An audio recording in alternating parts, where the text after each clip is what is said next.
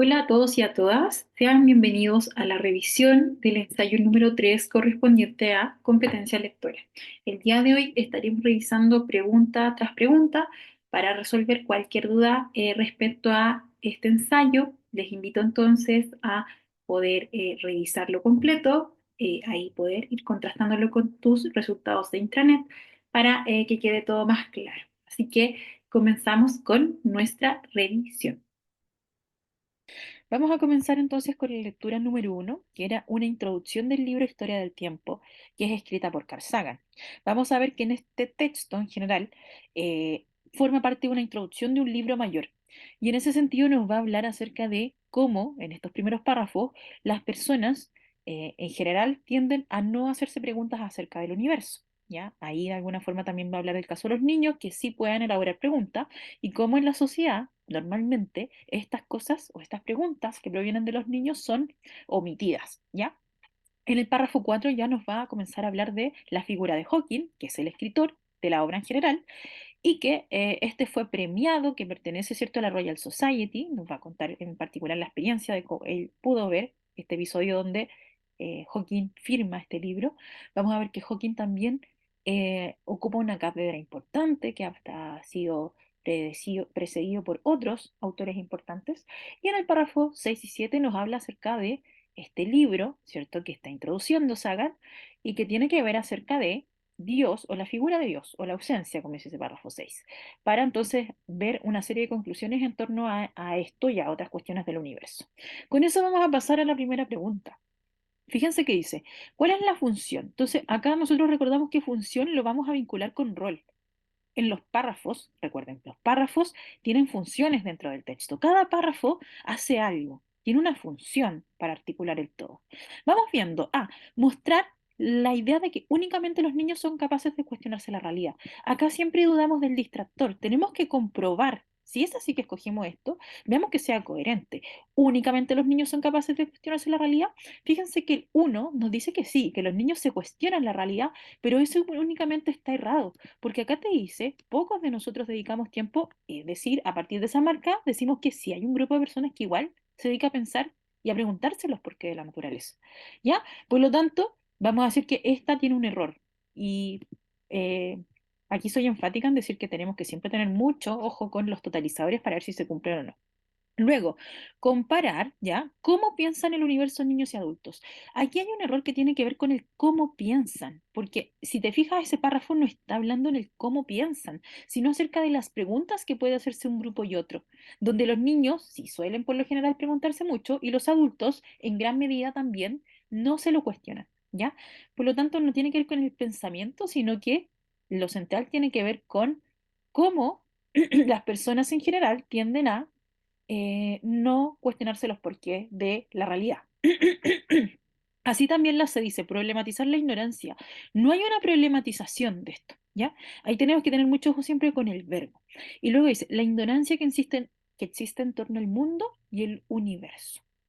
Entonces, no tiene que ver con la ignorancia, sino que vamos a decir que acá es mucho más certero hablar de que el primer párrafo tiene la función de plantear, ¿cierto? De alguna forma está planteando la temática que va a ser tratada después, que tiene que ver con que muchos seres humanos no se cuestionan los porqué del universo que los rodea, ¿cierto? Y ahí tenemos, es más preciso, porque está hablando de muchos seres humanos, ¿cierto? No siendo un totalizador como lo veíamos en el párrafo 1 que hablaba de que únicamente los niños eran aquellos que se preguntaban, ¿ya? Y por lo tanto es coherente con aquello que dice ese párrafo. Vamos a pasar a la 2. Es una pregunta de inferencia, por lo tanto recordamos que es información nueva a partir de lo dicho. Entonces, a partir de los primeros párrafos, ahí vamos a incluir uno, 2, ¿ya? Se puede inferir que y vamos viendo, vamos de abajo hacia arriba. Uno tiene que primero, ¿cierto?, ver que lo que ya vimos en el párrafo uno, la idea central tiene que ver con que muchos seres humanos no se cuestionen los porqués del universo. Y en el párrafo 2 que en la sociedad es normal no contestar certeramente este tipo de preguntas, ¿ya? Por lo tanto, mira, acá dice, la sociedad constantemente se pregunta acerca de las cuestiones del universo, eso va en completa línea opuesta a lo que plantea el párrafo uno y ahí no me sirve. Los niños son los únicos que suelen cuestionar los orígenes de las cosas y el universo. Nuevamente, lo mismo que pasa que arriba hay un totalizador y vamos a ver que eso no se cumple. Por eso, un grupo menor, ¿cierto?, de personas, sí se pregunta esto. Luego la B dice, pocas personas se dedican a preguntarse acerca de los por qué acerca de la naturaleza y el cosmos. Entonces aquí vamos a ver. Claro, esto está explicitado, me da la impresión, porque vamos a decir que pocos de nosotros dedicamos tiempo a preguntarnos los por qué de la naturaleza. ¿Ya? Es decir, ¿cierto? Que esto está explicitado y por eso vamos a decir que no puede servirnos. Pues recuerden que una información inferencial tiene que ser información nueva a partir de lo dicho. ¿Ya? Y la A dice, la gran mayoría de las personas ignoran las fundamentaciones acerca de la existencia y el universo. Claro, ahí sí, fíjense de incluso la misma parte que acabamos de subrayar acá, pocos de nosotros dedicamos tiempo a preguntarnos. Es decir, a partir de eso, lo que podemos deducir es que la gran mayoría de las personas ignoran las fundamentaciones acerca de la existencia y el universo. ¿Se fijan? Eso sí lo podemos construir porque es una información nueva. Y ahí tendríamos la contraparte de la B, que es una información explícita. Ojo ahí porque muchas veces las preguntas tienden a poner informaciones que son coherentes, como el caso de la B, es coherente con el texto, pero no es inferencia, ¿ya? Por eso tenemos que tener mucho ojo. Llegamos entonces a la A. Vamos ahora a la pregunta número 3. Dice, ¿con qué propósito se señala que padres y maestros se encogen de hombros para responder las preguntas del universo? Regresas al texto y te fijas que en el párrafo 2, cuando dice, en nuestra sociedad aún sigue siendo normal para los padres y los maestros responder a estas cuestiones con un encogimiento de hombros o con una referencia a creencias religiosas vagamente recordadas. Recordemos entonces que al referirse a encogimiento de hombros quiere decir a alguien que se refiere a no sé, ¿cierto? Te encoges de hombros cuando tú no sabes algo. Haces ese gesto, ¿ya? A eso se refiere, ¿ya? Entonces, ¿con qué propósito? Vamos viendo, para comparar que tanto los padres como los maestros no escuchan las preguntas. No, porque de hecho vamos a ver que las escuchan, pero en el fondo lo que te comunica ese encogimiento de hombros es que en el fondo no saben, ¿ya? Ya, vamos a la B, para destacar la ignorancia de padres y maestros que responden a las preguntas del universo a través de referencias incultas o populares. Acá hay un problema. Sí se podría estar destacando la ignorancia, pero fíjense que la segunda parte está mala, porque dice a través de referencias incultas o populares. Lo que dice acá es que fíjense que ¿cómo se responde en esto a través de encogimiento de hombros? Es decir, no sé, o con una referencia a creencias religiosas vagamente recordadas. Entonces, acá no podemos equiparar lo religioso a lo inculto popular. Ahí tenemos quizá un problema que algunos pudieron haber escogido esa, pero no hay una relación directa entre religión y lo inculto, comillas, o popular, ¿ya? Luego pasamos a la C, para ejemplificar cómo la falta de entendimiento que tienen padres y maestros acerca de las preguntas del universo genera limitaciones en los niños, ¿ya? Pero ojo, no es el propósito central, ¿ya? Porque acá no se quiere ejemplificar que esto, falta de entendimiento, genera limitaciones. No habla de que esto tenga una consecuencia. Y ahí tenemos que tener ojo. Incluso por descarte, entonces vamos a llegar a la alternativa D, que efectivamente es la correcta, porque dice ilustrar cómo los padres y maestros con frecuencia son incapaces de contestar las preguntas. Claro, ¿cierto? Por eso se encogen de hombros, porque no lo saben. Preguntas acerca del universo por su falta de conocimiento en esta materia. Y ahí lo vemos eso en ese encogimiento, ¿ya? Por lo tanto, acá la más precisa es la alternativa D. Nos vamos con la pregunta 4. ¿Cuáles son las preguntas que han guiado a la filosofía y a la ciencia? Vamos a recordar que las preguntas directas tienden, ¿cierto? Cuando son muy precisas de algo particular, tienden a ser preguntas de extraer información que está dicha. Por lo tanto, acá vamos a ver que las preguntas que han guiado a la filosofía y a la ciencia se mencionan en el párrafo 3.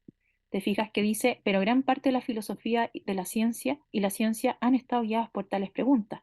Al decir tales preguntas es algo que ya se dijo con anterioridad, por lo tanto aplico un mecanismo de correferencia y me fijo cuáles son las preguntas. Vamos a ver que eh, en el párrafo 2 no se habla de preguntas, pero se habla de cuestiones. Por lo tanto, la correferencia está en el párrafo anterior, ¿cierto? Vamos rastreando esa correferencia hasta llegar que las cuestiones tienen que ver con, o es las preguntas, ¿cierto? Tienen que ver con los por qué de la naturaleza, ¿cierto? Todas estas preguntas, ¿de dónde surgió el cosmos? ¿Si siempre estuvo aquí?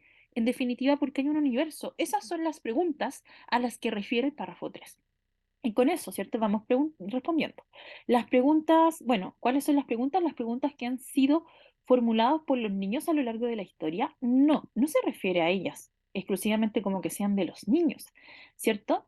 Por lo tanto, la vamos a descartar. Dice la B, las preguntas que tienen relación con el ser humano y la existencia de Dios. Ojo, aquí uno se puede confundir porque el tema Dios lo va a empezar a tocar recién en los últimos párrafos. Previamente estamos hablando de las preguntas que tienen que ver con el entorno, con la realidad, con el universo. Y es por eso que vamos a llegar a la alternativa C. Acá ya tenemos un cortar-pegar, que recuerden que lo hacemos de forma literal a través de sinónimos. Por lo tanto, las preguntas que hablan del origen del universo y la realidad que nos rodea. Ahí, ¿cierto? Estamos aplicando este rastreo que tiene que ver con lo que menciona el párrafo 1 acá. Y, claro, tampoco podíamos decir las que resultan trascendentales para la sociedad, porque finalmente incluso nos dice que no son preguntas que son tan comunes. Nos vamos a las 5. ¿A qué se refiere el autor cuando habla de audiencia profana? Recordamos que cuando interpretamos, ¿cierto? Aquí hay que interpretar una parte que dice el autor. Tratamos de traducir, ¿ya? Y para eso, esa traducción siempre es situada en un contexto. Entonces, cuando habla de audiencia profana, nos vamos a dirigir acá al párrafo 5. Fíjense, vamos a ir destacando, porque decía, eh, el primer libro de Hawking para el no especialista, es una fuente de satisfacciones para la audiencia profana. ¿Qué me está diciendo este introducción? Entonces, que el libro, ¿cierto? Para el no especialista, es decir, quizás para la persona que no es experta en esta área, es una fuente de satisfacción para la audiencia profana. Es decir, para aquella audiencia, ¿cierto? Que no es propia de esta área. Y acá vamos a decir entonces que audiencia profana se refiere a aquella que al lector ideal de literatura científica, no, ¿cierto? Si más bien se está refiriendo a aquel que no es parte, ¿ya? Todo lo contrario. Luego, a la audiencia que no cree en Dios. Acá hay uno puede confundirse porque lo profano tiende a hacerse en contraste con la palabra como lo sacro, ¿cierto? Sacro, profano. Lo sagrado versus lo profano. Pero acá no estamos hablando de que sea profana esta audiencia porque no cree en Dios, es profana porque no tiene un acercamiento a la materia. ¿Se entiende? Por eso ahí la descartamos. También dice el grupo de personas ¿es especialista en la figura de Hawking? No, no se refiere en particular a la figura de Hawking, sino a la materia. Y por eso decimos que audiencia profana va a ser el lector o aquel lector que desconoce la materia científica. Y ahí nos ayuda el contexto. Para el no especialista, ¿ya? Por eso decimos que es la A. Nos vamos a las 6. Nuevamente acá, rastreo, localizo información, porque dice según el texto. ¿Qué tienen en común Newton y Hawking? Eso ya lo veíamos también en el párrafo 5. Decía, Hawking ocupa ahora la cátedra, bla, bla, bla, en un puesto que fue ocupado en otro tiempo por Newton. Es decir, ambos, ¿cierto? Vamos a ver, de acuerdo a esto, han dictado la cátedra Lucasian de matemáticas. ¿Ya? Y aquí yo rápidamente, ahí está, ambos han dictado la misma clase, por lo tanto la misma cátedra, ¿ya? Eh, Vamos a ver que acá el error de la A dice ambos han sido destacados divulgadores. No se habla de que hayan sido divulgadores. Un divulgador es aquella persona que transmite a una audiencia masiva una información, ¿ya?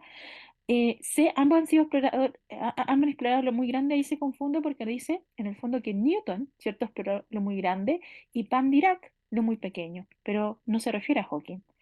Lo mismo pasa acá con la D. Ambos han colaborado en los libros de la Royal Society. Uno se puede perder, porque todos los que sabemos es que Hawking, de acuerdo al párrafo 4, firmó este libro de la Royal Society, inscribiéndose como una de las figuras importantes de la ciencia, ¿cierto? Porque ya decía que ahí estaba la firma de Isaac Newton. Ambos han firmado el mismo libro, pero eso no significa que hayan colaborado. Una colaboración siempre trata de algo más extenso, de, por ejemplo, compartir escritura en algo, pero una escritura que de un cuerpo de texto, ¿ya? No a una simple firma. Y nos vamos con la 7, que es que se concluye del último párrafo. Es decir, cuando concluimos, es a partir del todo, yo construyo una nueva información. Y en este caso, a partir de ese párrafo 7, fíjense que nos hablaba de que Hawking se embarca en una búsqueda de la respuesta a la famosa pregunta sobre si Dios creó al universo. ¿Qué pasa? Hawking intenta comprender el pensamiento de Dios. Y esto hace que sea totalmente inesperada la conclusión de su esfuerzo, ¿ya? Un universo sin un borde espacial sin principio ni final, ni tiempo y sin lugar para un creador. ¿Qué vamos a ver de esto? ¿Qué se puede concluir? Vamos viendo que el libro se fundamenta en la no existencia de Dios. No, porque si se fundamentara, ¿cierto? Sería que ha sido construido sobre esa base. Pero aquí te está diciendo que ¿qué es lo que quería hacer Hawking? Quería de alguna forma, como dice acá, comprender el pensamiento de Dios, ¿ya? Pero eso no quiere decir que se base en la no existencia de Dios, ¿ya? Vamos con la B. O mejor voy a pasarme acá, a la C, que a partir de su trabajo comprueba que Dios no existe. Ojo, esto nunca se dice y no se puede decir que él comprueba que Dios no existe, pues una comprobación es algo sólido, ¿ya? Todo lo que decimos acá es que cuál es su conclusión de que en el universo no hay un lugar para Dios. Y por eso acá llegamos a que, a través de su trabajo, Hawking no incluye eso en sus explicaciones del universo. Claro, porque a partir de, entonces, esta idea, este intento de comprender el pensamiento de Dios, dice, ¿cierto?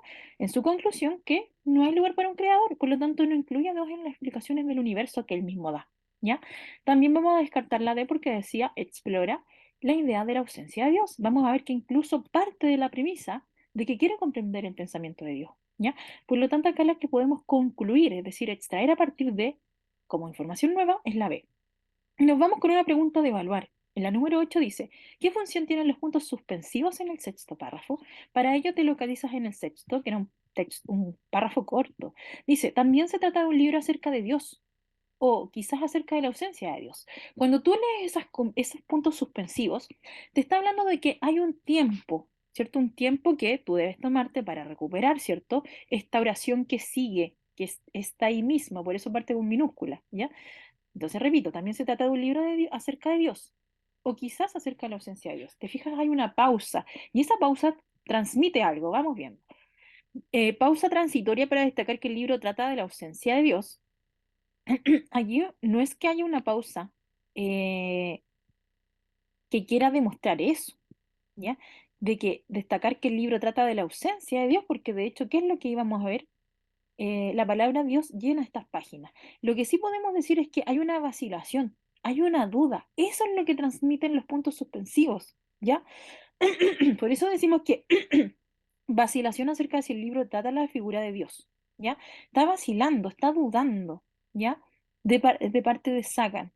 No tampoco es suspenso, ojo ahí con eso. No es que se quiera generar de adrede un suspenso. Tampoco de la duda acerca si creó Dios el universo, sino que es una vacilación. Por lo tanto, nos vamos a quedar con la alternativa A. Vamos a pasar entonces ahora a la revisión del texto 2. Sean bienvenidos alumnos y alumnas. Soy la profesora Constanza. Vamos a revisar la lectura 2 sobre Vicente Pérez Rosales de este nuestro tercer ensayo del año en competencia lectora Gauss 2024. Como siempre tenemos con color ciertos eh, marcas textuales que nos pueden ayudar a responder cada pregunta. Y empezamos con la pregunta 9, que es ¿cuál es la intención comunicativa del autor del texto? Evaluar entonces intención comunicativa.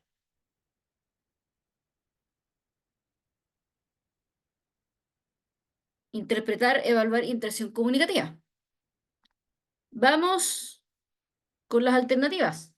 Describir las influencias que hicieron de Pérez Rosales el hombre que fue. Explicar el rol de Pérez Rosales en la colonización del sur de Chile. Demostrar la relevancia de la figura de Pérez Rosales para nuestro país. O señalar los principales hitos de la vida y obra de Pérez Rosales. Y tenemos marcada como correcta la D. Vamos a ver ciertas marcas textuales que nos pueden indicar eso. Empresario y viajero. Diplomático político. Ahí está haciendo, por decirlo así, una definición de quién fue Pérez Rosales, ¿cierto? Después, Vicente Pérez Rosales nació tal día, en tal lugar, 5 de abril del 1807 en la ciudad de Santiago. Bien, nuevamente empieza a hacer el recuento cronológico. Vicente Pérez Rosales fue enviado a Valparaíso por su madre. Ok, nuevamente nos cuenta algo importante en su vida. Durante su estadía conoció y compartió con importantes personalidades americanas. Está ahí en Europa, cuenta que se fue a Europa. De vuelta en Chile, en 1829, se dedicó a trabajar en diversas labores. Volvió al país, debido a la experiencia y contacto adquiridos en Europa. En Estados Unidos, el presidente Manuel Montt lo nombró agente de colonización. Acá estamos viendo diversas cosas que le fueron pasando y que Pérez Rosales fue haciendo durante su vida. Es por eso que podemos decir que la D es correcto. Se están describiendo principales hitos de su vida y obra. 9, dedo. 10. ¿En cuál de los siguientes países no vivió Pérez Rosales según el texto? Una pregunta de localizar, bastante fácil. Nuestras alternativas son Argentina, Inglaterra, Brasil o Francia. La respectiva respuesta correcta es Inglaterra. Argentina, Brasil y Francia nos vamos a encontrar.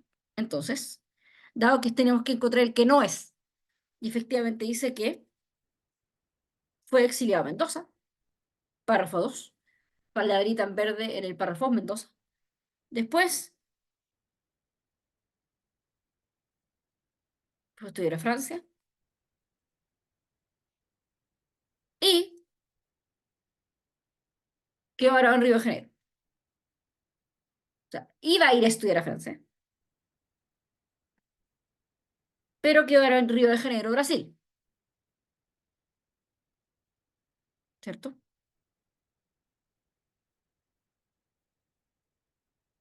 Posteriormente, llega a París en 1825. Ahí ya tenemos Francia, cuando efectivamente llega a Francia. Pero en ningún momento se menciona Inglaterra. Inglaterra no es un país en donde él haya vivido, por lo menos según el texto.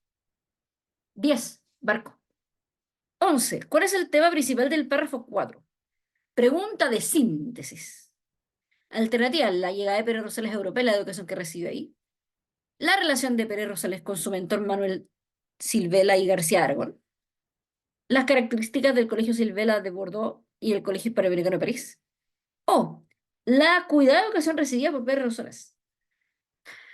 La pregunta tiene respuesta correcta A. La llegada de Pérez Rosales a Europa y la educación que recibió ahí. Vamos a ver. Párrafo 4. Dice, su viaje europeo se retrasó unos años, recién en 1825 llegó a París. Perfecto, ya. Llegó a París, donde cursó estudios en la Academia Manuel Silva y García Aragón,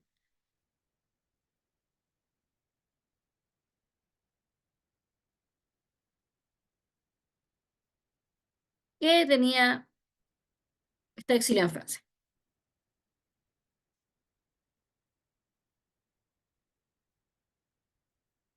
Y describe que recibió formación en materias como matemáticas, gramática, etc. Acá entonces tenemos una síntesis adecuada en la A. No se habla específicamente de la relación que tenía con el mentor. Tampoco se describen en profundidad los colegios. Y la alternativa D es demasiado amplia, porque se explica una parte de su vocación, específicamente residida en Europa, pero no su educación como un todo. 12, siendo 11A. Vamos a la 12. ¿Cuál es el tema de los párrafos 11 y 12? Nuevamente pregunta de síntesis. Alternativas que tenemos. A. Las crónicas que Pérez Rosales recibe de sus viajes. B. La relación de Pérez Rosales con la lectura. C. El trabajo de Pérez Rosales como escritor. O D. El trabajo de Pérez Rosales en el periódico El Heraldo. Y la alternativa correcta es C. Veamos por qué. Efectivamente, el primer párrafo en análisis, el 11, empieza con una de las facetas personales desarrolladas por Pérez Rosales fue la escritura. Ya de inmediato nos mete en el tema de la escritura. Se autodenominó gran lector, intentó poner en práctica un estilo literario propio, cercano, pedagógico, ameno, incluso irónico y cómico. Ejercicio que llevó a cabo publicando ideas y reflexiones en las páginas de periódicos como El Heraldo y La Época, y en revistas como la Revista Santiago y la Revista Estelera. Entre estas publicaciones se encuentran diferentes memorias, siendo su obra más reconocida, recuerdos del pasado, y empieza a hablar de su obra más reconocida, recuerdos del pasado.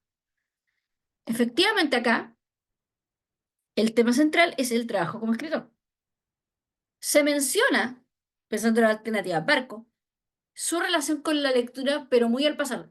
en el sentido de que solo se dice se autodenominó gran lector. No se habla sobre las crónicas de los viajes, ni no, se menciona solo el periódico El Heraldo. Por lo tanto, esas alternativas tampoco están correctas. 12C. 13. ¿Qué rol tuvo María Graham en la vida de Vicente Pérez Rosales? Pregunta sencilla de localizar. Vamos a ello. Encontramos a María Graham en los primeros párrafos, específicamente el párrafo 3, donde dice, con el auxilio del cónsul británico, un chileno avecindado en Brasil, y la viajera y escritora británica María Graham, que lo acompañó a bordo y cuidó en su regreso a Chile, pudo retornar al país en 1822. Es decir, María Graham lo acompañó de vuelta a Chile cuando estaba, justo antes de lo que acabo de leer, en Río de Janeiro. Estuvo varado en Río de Janeiro. Lo abandonaron. Nótese como idea, por cierto, digamos, que nació en 1807 y esto en 1822. Es decir, tenía 15 años. Eso explica un poco por qué la importancia de un adulto, ¿no? Porque igual 15 años es joven, como para referencia. Pero acá tenemos María Graham. Lo ayudó a cuidar, ayudó a volver de Río de Janeiro a Chile. No le inspiró a convertirse en escritor, ni recibió a la familia en el exilio, ni usó sus contactos para llevarlo a estudiar a Europa. Al menos el texto no menciona a ello. De hecho, creo es la única vez que se menciona a Graham en el texto porque lo ayudó a volver. 13. Sí. 14. Según el texto, Pérez Rosales fundó localizar. Bien. Las alternativas siendo Chillán, la correcta que es Puerto Montt, Valdivia u Osorno. La correcta siendo Puerto Montt. Dice, además fundó las localidades de Puerto Montt y Puerto Varas. Así es fácil, así es sencillo. 14 barco. Otra pregunta de localizar. Sobre la obra de Pérez Rosales, titulada Recuerdos del pasado. El texto señala qué localizar. Alternativas, es una serie de ensayos. Fue publicada por motivación de la familia Pérez Rosales. Contribuyó a la conciliación del patriotismo en Chile, que es la correcta. O su edición de 1888 se considera la definitiva. Vamos a ver. Dice. Sobre más reconocida. Recuerdos del pasado publicado por motivación de sus amigos cercanos. Aquí ya tenemos, descartamos la alternativa que dice por motivación de la familia, porque eso es motivación de los amigos, que se entendido como memoria, autobiografía, texto formativo y moralizante. Este libro fue ampliamente difundido por su contemporáneo, sobre todo la edición de 1886 considerada la definitiva, no es la 1882, estamos bien. Y formó parte de los textos centrales de la construcción discursiva del nacionalismo y el patriotismo chileno a partir posterior a la Guerra del Pacífico. Correcto. Contribuyó a la consolidación del patriotismo en Chile. 15, C. 16. El párrafo 13. ¿Por qué se cita a Benjamín Vicuña Maquena y Javier Pinedo? Pregunta de evaluar los elementos del texto. En este caso, la cita a otros autores. Vamos a ello. Esto está en verde. Dice, Benjamín fue considerado por figuras como Benjamín Vicuña Maquena como el más chileno de los chilenos y actualmente como un hombre típico de la ilustración de la élite del siglo XIX, conocedor del mundo, convencido de sus ideas, capaz de expresarse en varios idiomas, que mira el mundo desde una altura avalada por la experiencia, cita a Javier Pinedo.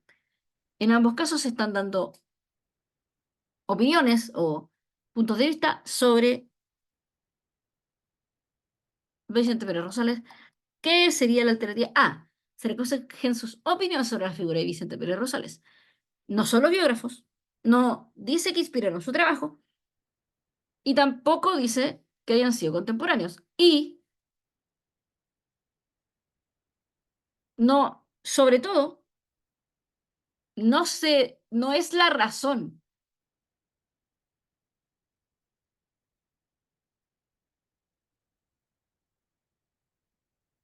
De hecho, por ejemplo, Benjamín Vicuña Maquena es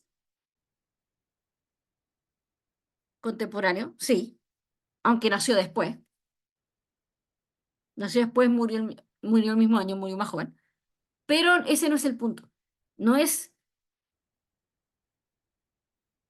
la razón de la cita. Quizá lo hubiera sido si compartieran experiencias compartidas con Vicente Pérez Rosales, por ejemplo. Lo hubieran conocido, pero no fue el caso. Dan sus opiniones. Por lo tanto, 16. Ah, ese ha sido el texto y pasamos al texto 3.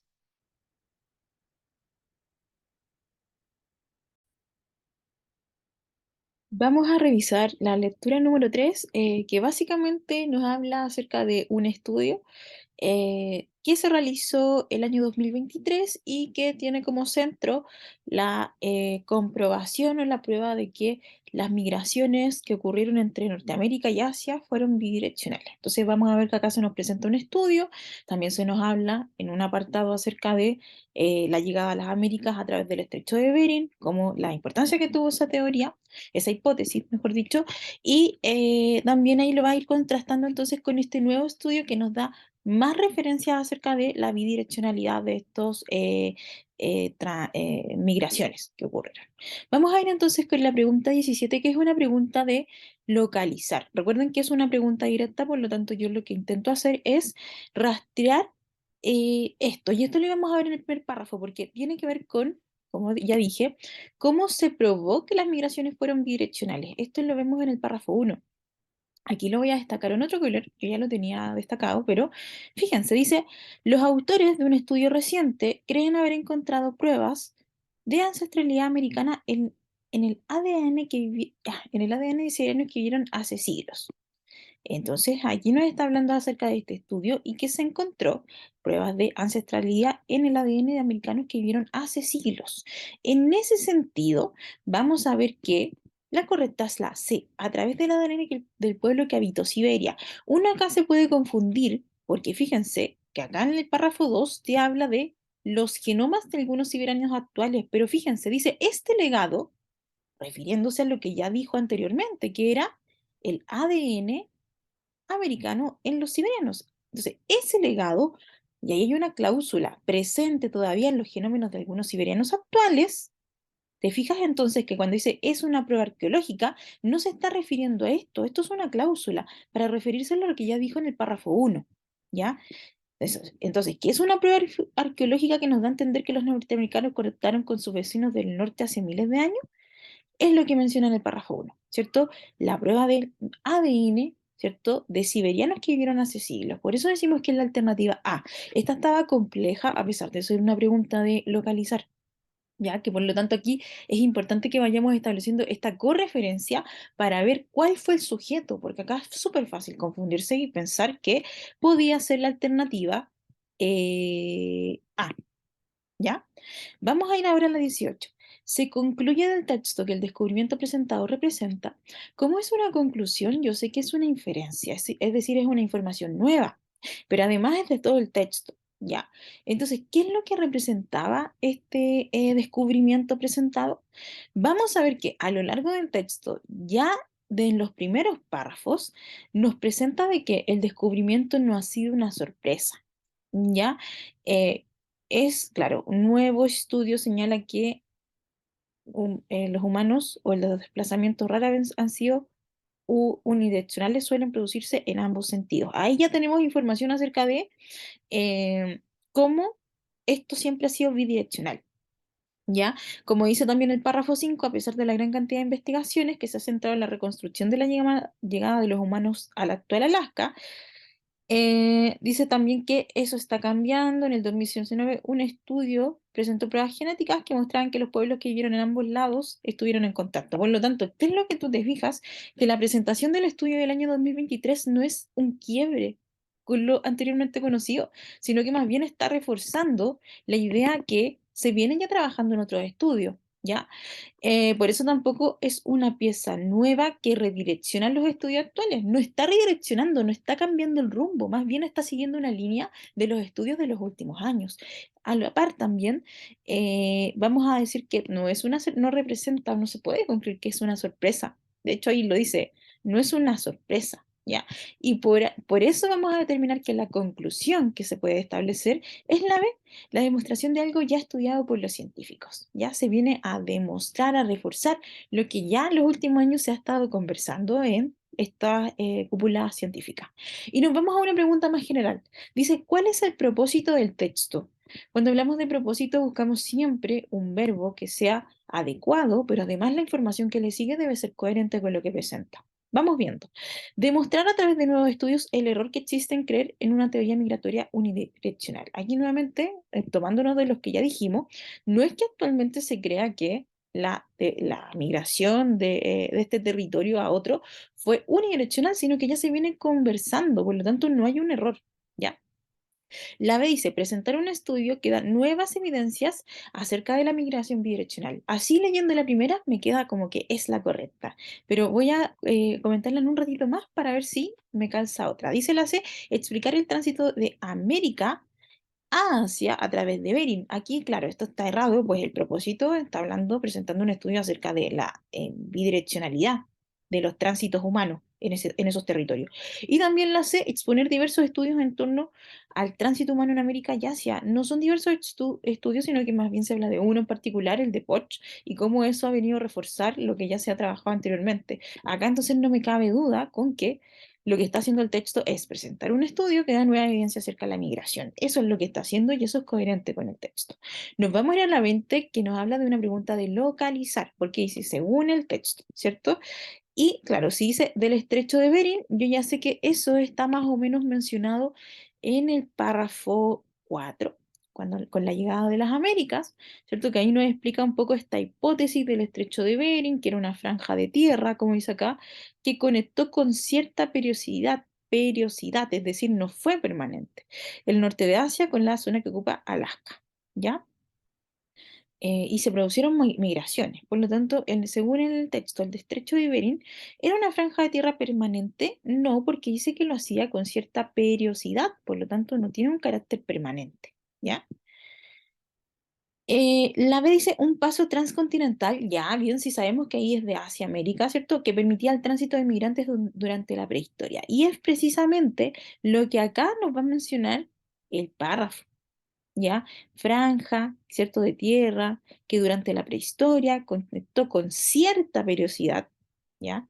Por lo tanto, aquí yo me quedaría con la B de inmediato, pero de todas formas, igual quiero revisar las otras por si ustedes las escogieron. Dice la C, un puente terrestre que permitió el movimiento de transhumantes provenientes de América. Eh, ya, aquí vamos a ver entonces que, claro, o sea, si decimos que era un puente terrestre, ¿sí? Lo podemos poner en esos términos. Permitió el movimiento de transhumantes, pensemos en transhumantes son grupos que se mueven, ¿ya? Provenientes de América. Pero aquí hay un error, porque en el fondo en el estrecho de Bering nos dice que el movimiento fue en sentido contrario, ¿ya? Sino que de Asia a América, ¿ya? Ahí tenemos el error. Y la B dice, un estrecho desaparecido del que se tiene poca información, no lo podemos decir, eso no lo dice el texto. Por lo tanto, vamos a quedarnos con la B. Vamos a la 21 que dice, ¿qué temática presenta el cuarto párrafo? Al ser temática, de inmediato yo pienso en que es una síntesis local. Por eso es importante que, bueno, ya estamos leyendo este cuarto párrafo, que nos fijemos que ese cuarto párrafo habla del estrecho de Bering, ¿cierto? Primero nos plantea que hay distintas hipótesis, ¿ya? Y una de ellas tiene que ver con la que comentábamos de el estrecho de Bering como un puente terrestre que conectaba con cierta periodicidad el norte de Asia con Alaska y que desapareció, ¿ya? Por lo tanto, ¿qué es lo que vamos a ver acá? Temática que presenta, vamos viendo, es una síntesis. Ya, la historia del cruce de Bering, acá esta la vi al tiro, me sonó al ver historia, pero no es la historia, ¿ya? Las migraciones bidireccionales a través de Bering, aquí hay que tener harto ojo, porque en el fondo lo que, claro, es verdad, se concentra en Bering, ¿ya? Eh, pero no vamos a hablar de las migraciones como tal, sino que más bien tiene que ver con la hipótesis migratoria, ¿ya? De Asia, América a través de él. Eso es mucho más completo. Acá la también resultaba lo mismo, porque dice el contexto en que llegaron los asiáticos a América no habla de un contexto, de una situación, sino que más bien lo que está hablando es que existían diversas hipótesis y una de las más seguras es la migración, ¿cierto? A través de Asia, América. Por lo tanto, vamos a quedarnos con la D. Ahora tenemos una pregunta de, fíjense, relacionar. ¿Qué relación se establece entre quinto y sexto párrafo? Para hacer este tipo de relación, recordemos que tengo que buscar un verbo y hacer una síntesis de cada párrafo. Entonces, acá vamos a recordar que el cuarto párrafo, ¿qué es lo que hacía? A ver, fíjense, es el quinto y sexto, perdón. El quinto, en primer lugar, nos habla de que, claro, cantidad de investigaciones se han centrado en la reconstrucción de la llegada de los humanos a la actual Alaska. Poch cree que sabemos muy poco sobre la migración producida en dirección contraria. Lo importante de ese párrafo, lo relevante es que hay un autor, ¿cierto?, que dice que hay poca información, se sabe poco acerca de la migración que se produce eh, en sentido contrario, ¿ya? Es decir, eh, desde América a Alaska. Y el párrafo 6 dice que eso está cambiando. En el 2019 salió un estudio con pruebas genéticas que mostraron que los pueblos vivieron en ambos lados. ¿Ya? Es decir, hay como una especie de contraste entre uno y otro. Entonces, vamos viendo. Acá yo voy a ir descartando. Vamos con la A. Se señalan la gran cantidad de investigaciones de la migración de Asia a América. Entonces, ahí volvemos. Eh, Claro, ya podríamos decir la gran cantidad de investigaciones. Fíjense que sí, uno aquí se puede perder porque efectivamente funciona, pero la relación que se establece, pensemos siempre que uno sintetiza, pero para buscar un vínculo entre uno y otro. En el caso del primero, lo que está destacando es que hay pocos estudios en la dirección opuesta, ¿ya? Es decir, de América hacia Asia, ¿ya? Por eso aquí, ahí yo quedaría como, bueno, ¿esto es coherente con con ese párrafo? Sí, pero veamos en el sexto. Se explican los nuevos estudios que demuestran que las migraciones entre pueblos, este es un súper buen distractor, ¿ya? Porque efectivamente también ese párrafo habla de los nuevos estudios, ¿ya? Y vamos a ver que el problema sí es que no se establece esa relación, porque en el fondo lo central del quinto párrafo tiene que ver con que hay poca información y cómo se relaciona con el otro, ¿cierto? Es que hoy en día hay nuevos estudios, ¿ya? Eh, y en ese sentido, yo aquí de inmediato voy a llegar a la correcta, que es la D. Plantea el último párrafo que hay reducida información acerca de la migración de América en dirección a Asia, pero mucha en el sentido inverso. Eso es más completo. ¿Se fijan? Porque de hecho es como lo que dice acá, lo vamos a ver en esa última línea, aquí que la que no marqué, ¿ya? Y veamos el sexto párrafo. Se presentan nuevos estudios que evidencian el continuo intercambio entre pueblos. Bien, esta es mucho más completa, diríamos, que la A, que era un buen distractor. Por lo tanto, vamos a llegar acá a la alternativa D. Igual, de todas formas, voy a seguir descartando. Fíjense que acá no podía ser la B porque dice, se sugiere que haya más investigaciones eh, acerca de la migración de América a Asia. No hay una sugerencia. De hecho, más bien está planteando una información sin poner de parte del emisor o la emisora una carga de que hay que tener más, ¿ya? También la C dice, problematiza la gran cantidad de estudios que existen en torno al tránsito de Asia-América. Nuevamente acá el verbo es súper central, no hay una problematización, sino que más bien se plantea, se muestra algo, ¿ya? Y por eso yo siempre hago mucho énfasis que cuando estamos relacionando nos concentramos en que verbo y idea sean coherentes, ¿ya? Y también, claro, acá mucho menos se plantean soluciones, ¿ya? Por lo tanto, la relación es esta. Y nos vamos a la 3. Es una pregunta de localizar que dice, el texto afirma que los estudios realizados por Poch no puede ser la A porque si se basan íntegramente en muestras que tienen 7500 años, no, porque de hecho, efectivamente, fíjense que aquí dice, la muestra más antigua tiene 7500 años. ¿Qué quiere decir eso? De que la más antigua, es decir, hay otras muestras y por lo tanto no se basan íntegramente, ahí tenemos el error, ¿cierto? En muestras de 7500 años. Esto está, lo determina mucho. ¿ya? Al decir íntegramente. Sí vamos a decir que se basa en evidencia genética y arqueológica, porque finalmente cuando tú estás rastreando ADN, fíjense, aquí lo vamos a ver, ahí con el estudio que hace, se secuencian las primeras muestras de ADN de un grupo antiguo. Eso quiere decir a la par que es también son hallazgos arqueológicos. Y lo podríamos comprobar también con lo que dice acá. Si tú no sabes, entonces, ¿qué es la arqueología? Lo dice acá en el párrafo uno que este legado presente todavía, es una prueba arqueológica. Por lo tanto, acá vamos a quedarnos con aquello que se dice es la B, ¿ya? Se basa en evidencia genética y arqueológica. Y nos vamos con la última. ¿Cuál es el tono en que presenta la información la autora? Acá se está presentando, ¿cierto? Súper expositivamente un estudio, ¿ya? Con todas las características del estudio, etcétera. Por lo tanto, acá hay un enfoque objetivo de la información. No es crítico, no está problematizando ni está siendo didáctico, sino que es objetivo. Por lo tanto, ahora vamos a pasar a la lectura 4.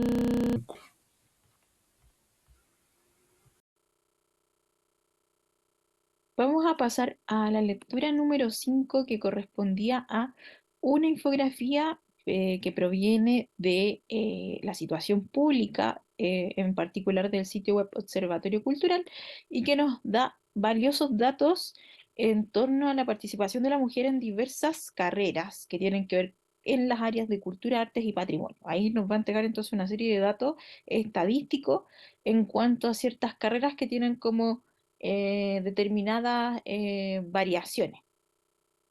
Vamos entonces, ustedes ya leyeron el texto, yo aquí se los estoy presentando para que tengan más o menos un recuerdo.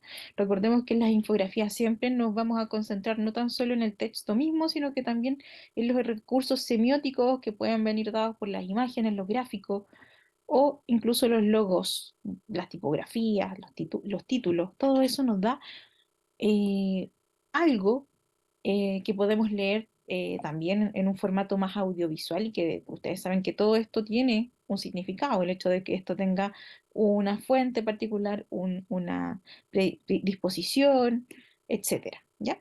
Entonces, nos vamos a ir con la pregunta número uno, que es bastante general. La 33 dice, ¿sobre qué busca informar el texto leído?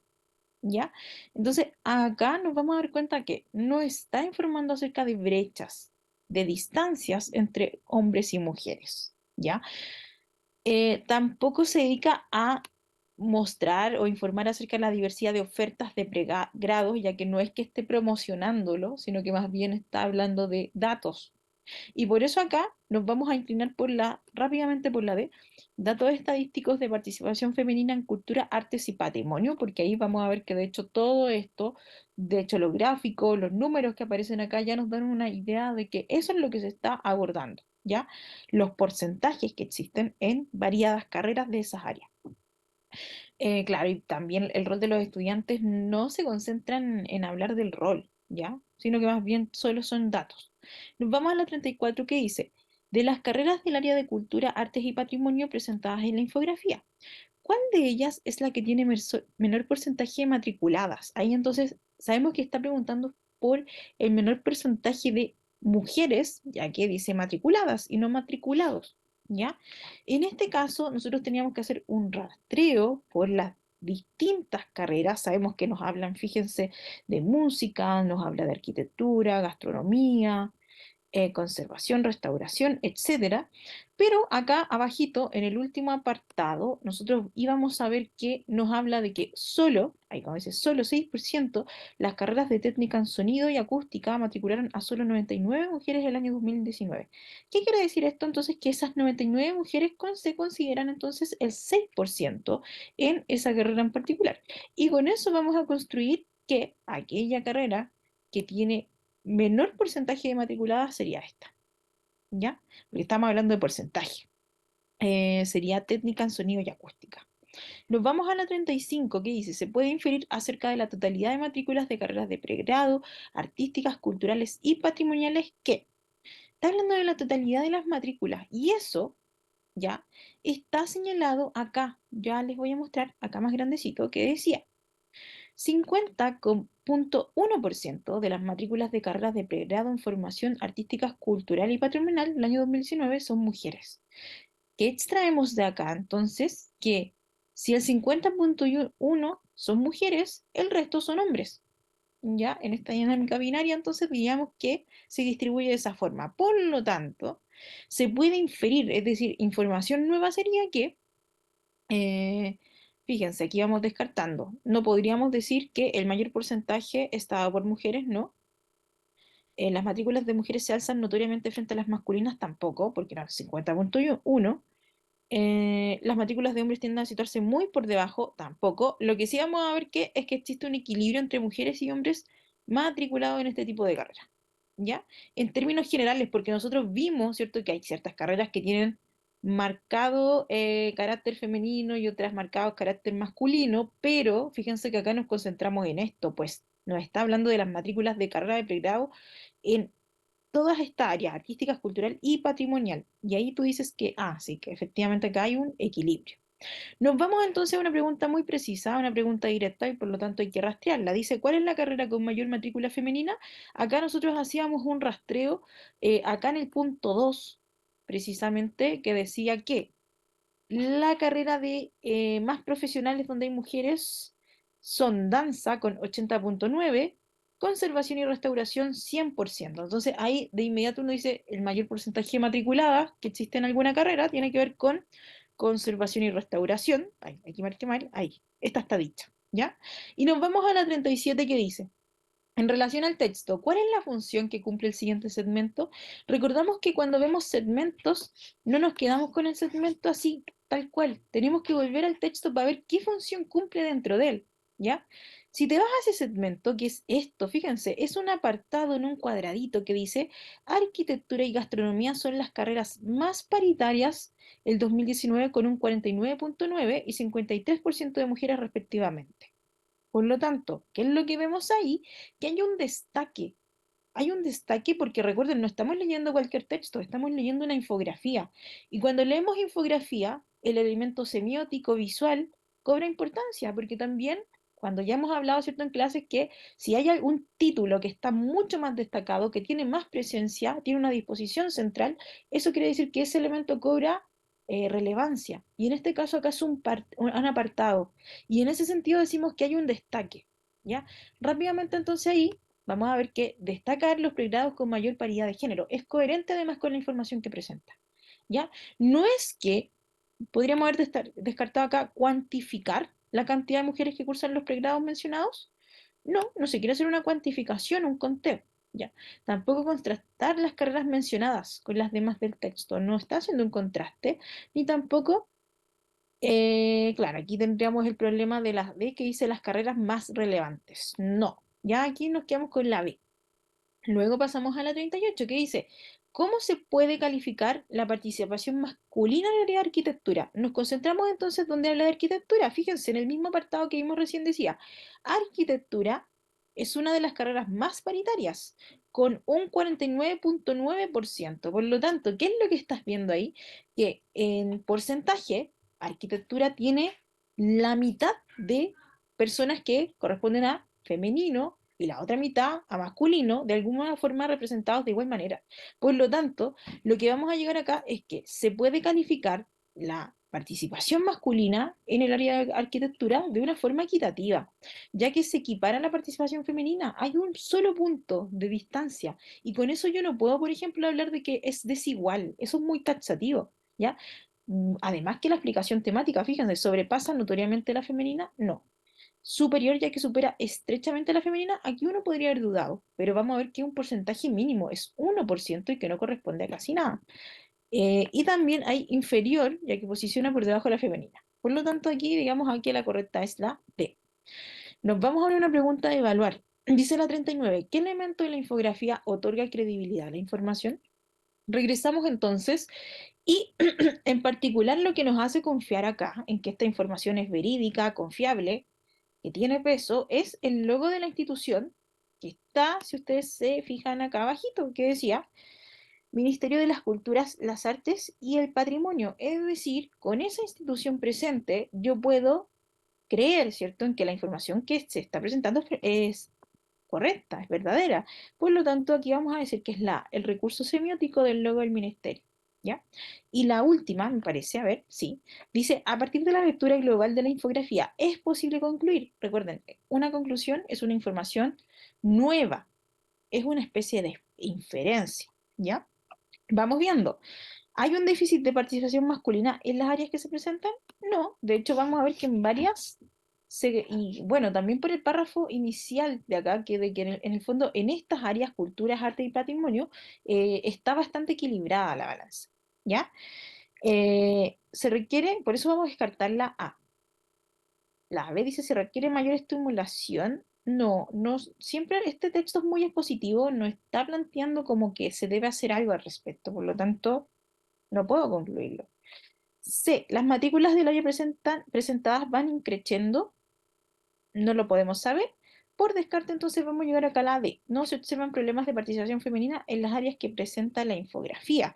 Claro, porque si uno se pone a pensar, las áreas no es lo mismo que las carreras. Uno podría pensar que, por ejemplo, quizás hay un problema, si hay un problema real de participación, por ejemplo, en la carrera de técnica en sonido, pero eso es una carrera. Recuerda que a nosotros se nos está presentando ahí la palabra área, y eso es mucho más general. Y eso lo podríamos ver acá. ¿Ya? En esta área, cultura, artes, patrimonio, la participación no presenta problema. Ya se da de manera equitativa. Por lo tanto, ahí llegaríamos a la alternativa D. Vamos a pasar entonces ahora a la lectura número 6. Así que les dejo con la profesora Margarita.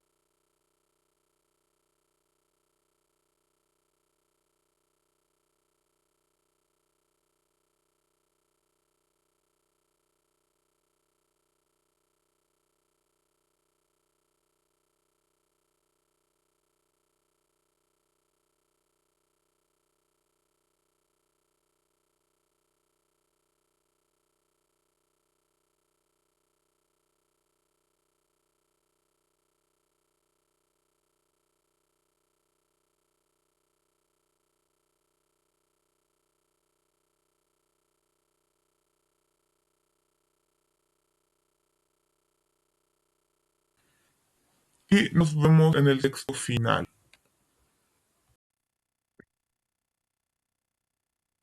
Pasamos ya al texto número 7. Este corresponde a una columna de opinión que trata la temática de energía para Chile, el uso de la energía eléctrica y también otras formas de energía que podrían ser sustentables en un contexto donde se está superando la combustión directa. Vamos entonces a analizarlo a través de las siguientes preguntas. La primera pregunta dice, según el texto, ¿qué estrategias se están empleando masivamente para enfrentar la problemática del uso de la energía? Entonces, es un rastreo de la información acerca de qué se está usando masivamente ante la problemática energética. Esto lo íbamos a ver en el párrafo 2 y está súper bien expresado cuando dice, la tendencia mundial es la generación de electricidad como agente intermedio para el uso de energía. Por lo tanto, aquella estrategia masiva, ¿cierto? Mundial, correspondería acá a la generación de electricidad. Eso es lo que está reemplazando entonces a la combustión directa que menciona el mismo párrafo. Las otras no las vamos a descartar porque de hecho se presentan más tarde, como en el caso de la eólica, el automóvil eléctrico es algo muy específico, ¿cierto? Que no es lo que se va a ocupar como un uso de energía, sino que más bien es un ejemplo de dónde se puede usar y mucho menos va a ser la combustión directa. Nos vamos a pasar entonces a la pregunta 50 que nos pregunta ¿cuál es el tema del texto? Acá recordamos que es una síntesis global del texto, por lo tanto tengo que tratar de que todos los elementos que están presentes en cada párrafo estén presentes también en esa síntesis, ¿ya? Entonces, vamos a hablar que acá, problemas medioambientales, no, más se concentra en la energía, la generación de energía, y eso de los problemas medioambientales es algo que se va mencionando, pero no es lo central, ¿ya? También acá el uso de materiales especializados nuevamente nos pasa lo mismo, porque es cierto que al hablar, por ejemplo, de energía eólica o generación eléctrica, sabemos que están implicados materiales especializados, pero eso es parte de cierto párrafo y por lo tanto no podemos extenderlo al todo. También hay muy erradas estaría la B, que es la historia del automóvil eléctrico, y es mucho más general hablar de la generación de energía en Chile, porque no tan solo habla en el contexto actual de la energía eléctrica, sino que también nos presenta otros tipos de energía como la eólica, la eléctrica, y que también podrían ser de alguna forma eh, tipos de energía que pueden ayudar a reemplazar la combustión directa. Nos vamos a pasar a la pregunta 51. Acá debemos evaluar porque dice, ¿qué función cumplen las preguntas del tercer y cuarto párrafo? Veamos las preguntas que salen señaladas, las voy a destacar acá en verde, porque la primera pregunta que dice es, ¿por qué no se inventó antes el automóvil eléctrico? Y responde, la verdad es que el automóvil eléctrico se inventó hace casi 2 siglos. Por lo tanto, te fijas que hay una pregunta que introduce lo que luego va a contestarse de forma inmediata. Lo mismo nos va a pasar en el párrafo 4, porque dice, entonces la pregunta relevante es otra. ¿Por qué tardó tanto en industrializarse el automóvil eléctrico? Y la respuesta de inmediato, porque era necesario disminuir el tamaño de los acumuladores de energía eléctrica. Por lo tanto, vamos a ver que la función que en ambos casos cumplen son, vamos viendo, plantean cuestionamientos generales del autor acerca del uso de energía, no son cuestionamientos generales, de hecho están ahí súper localizados en el área de la energía eléctrica, o mejor dicho, del automóvil eléctrico. Ya, por lo tanto, no podríamos decirlo. La C dice, representan las dudas que puede generarse el lector acerca de la demora del auto eléctrico. No, aquí no tiene que ver el lector, no está involucrado en los planteamientos o cuestionamientos que el mismo emisor se hace, ¿ya? Tampoco están destacando reflexiones o pensamientos acerca del uso del auto eléctrico. Sí, lo que vamos a ver es que funcionan estas preguntas como una introducción, introducen explicaciones del autor acerca de la tardía inserción del auto eléctrico. Eso es coherente, ¿ya? Porque la función tiene que ver con eso, con que plantean una pregunta para después derivar en la respuesta inmediata, ¿ya? Nos vamos entonces acá a la 52 que dice, a partir de la lectura global, se desprende del texto que entonces, a partir de todo lo que yo leí, voy a llegar a una nueva información, ¿ya? Vamos a ver, las energías renovables son producto del siglo XXI. Aquí esto iría en contradicción con lo que ya vemos que, por ejemplo, la energía eléctrica aparece hace varios siglos atrás, que también hace décadas se viene trabajando la energía eléctrica, ¿ya? Y por lo tanto, no podemos decir que es algo que es parte de este ciclo, sino que viene desde mucho antes. La B dice, ¿las energías actuales acabarían con los problemas de la contaminación? No, porque de hecho acá es bastante enfático eh, en decir que no hay generación de energía sin alterar el medio ambiente, ¿ya? Dice acá que todas de alguna forma contaminan, y eso es una de las cosas que va planteando a lo largo del texto, ¿ya? Por lo tanto, la descartamos. Luego viene la C. El automóvil eléctrico es la solución a la problemática medioambiental. ¿Se desprende esto? No, porque de hecho lo que viene a hacer es amortiguar, ¿cierto? Apaciguar, ¿cierto? El hecho de que anteriormente se ocupaban combustibles que había que quemar, ¿cierto? Y que eso generaba gran contaminación, ¿ya? Por lo tanto, estamos viendo aquí un tipo de modelo de auto que lo que hace es no contaminar tanto, pero de alguna forma también contamina. Eso es lo que nos está diciendo el párrafo 5, porque claro, ahí nos comenta que, por ejemplo, las baterías de ion litio también son contaminantes en menor medida que los combustibles que se queman, pero de todas formas igual contaminan, ¿ya? Por lo tanto, no es una solución, no lo podríamos determinar así.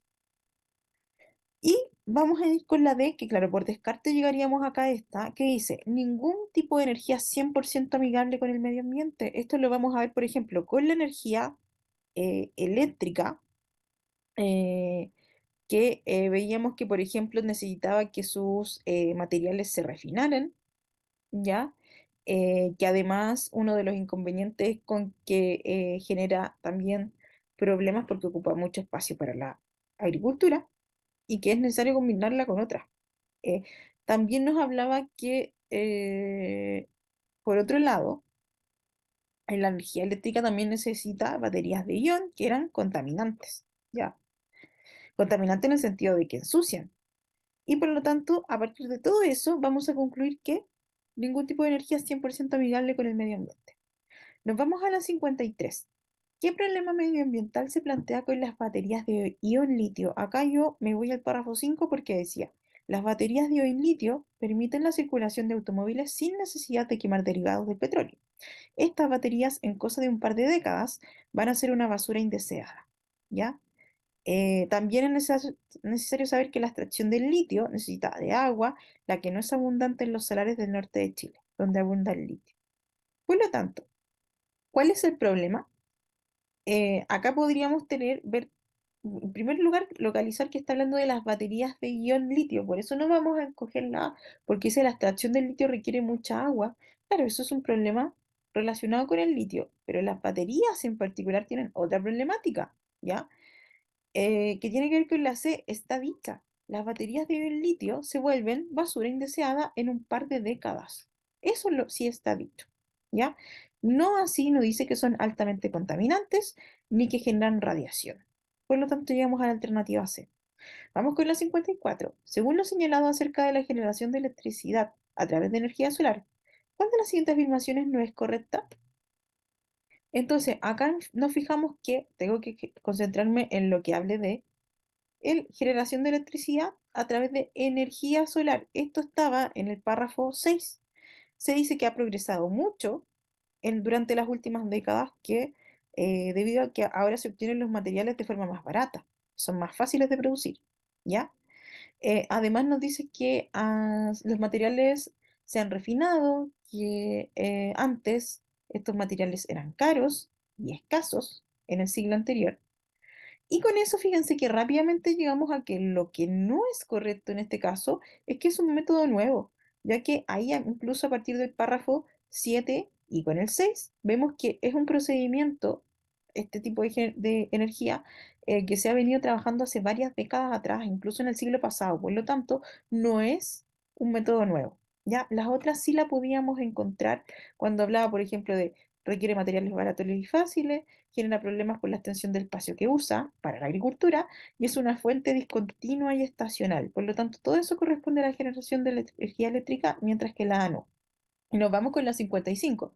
De acuerdo al texto, ¿cómo se podría calificar la obtención de energía? Entonces, aquí yo sabía que me presentaban variedad de energía, energía eléctrica, energía eléctrica por energía solar o también la eólica, ¿cierto? Que salía acá. Y lo que vamos a ver tiene que ver con que en cada una de estas, por ejemplo, no podríamos decir que son nocivas, como tal, no lo presenta el texto de esa forma, pues perjudica totalmente el medio ambiente. Ahí podríamos decir que incluso le perjudica quizás menos que antes, por lo tanto no vamos a decir que es nociva. Tampoco vamos a decir que son problemáticas porque ha generado dificultades a la hora de generarla, porque más bien vamos a ver que es una especie de ayuda que se está generando al medio ambiente. Aquí nos quedaríamos con dos, A y B, costosa o compleja. Fíjense que lo que vamos a ver acá es que lo que está predominando en el texto es que son energías complejas, pues requieren de materiales que perfeccionados y alta tecnología. En todos los casos, cuando veríamos las baterías de ion litio, es un material perfeccionado, ¿cierto? Veíamos que antiguamente la energía que se usaba en el auto eléctrico no era posible que el auto eléctrico funcionara porque necesitaba algo más pequeño, por lo tanto ahí se perfeccionó a través de la batería de litio. Lo mismo pasó también con la generación de energía eléctrica. Antes usaba materiales más caros, ¿cierto? Luego se refinaron, se volvieron más baratos. Antes también eran más escasos. Por lo tanto, también hay una mejora. ¿Ya? Ahí nuevamente vemos que material perfeccionado. Y lo mismo vamos a decir de la energía eólica, ¿cierto? Que antiguamente era muy grande, estas torres, ¿cierto? También con los imanes que eran tremendos, como dice ahí, pero, como les dice el párrafo nuevo, que hubo que trabajar duro en elaborar y perfeccionar los materiales adecuados. Ahí se disminuyó el tamaño, el peso, ¿cierto? Por lo tanto, en todos los casos vamos a decir que esta obtención ha sido compleja, pues ha requerido materiales perfeccionados y de alta tecnología. Por lo tanto, hoy en día sí la podemos ocupar. Y nos vamos con la última que dice 56. Respecto a la energía eólica, no se puede afirmar que. Entonces ahí nos vamos a ver que la 6, ¿cierto? Que decía que la eólica, en el párrafo 8, perdón, es una energía con poca perturbación al medio ambiente, que los antiguos holandeses hicieron todo un símbolo y se pregunta el autor por qué solo se usa recientemente. Y sería porque hubo que trabajar duro en elaborar y perfeccionar los materiales, ¿ya? Dice, este elemento, se refiere o sea, al neodimio, número 60, está bajo en la tabla periódica y es escaso. Sin embargo, Chile es uno de los lugares del mundo donde existe, ¿ya? Por lo tanto, acá vamos a ver que aquella que no se puede afirmar es la alternativa D. Es una energía que no contamina en absoluto, pues esto va contrario, en oposición a aquello que va mencionando todo el rato el texto, de que no hay energía 100% limpia, ¿ya? Y acá dice además que, en el párrafo 8 es una energía con poca perturbación al medio ambiente, pero ahí ya está planteando que sí hay un grado de generación de residuos y también de contaminación. Por lo tanto, acá vamos a decir que la que no se puede afirmar es la alternativa D. Con esta revisión, entonces, vamos a pasar al último texto, el texto 8, que lo va a presentar la profesora Margarita. Gracias.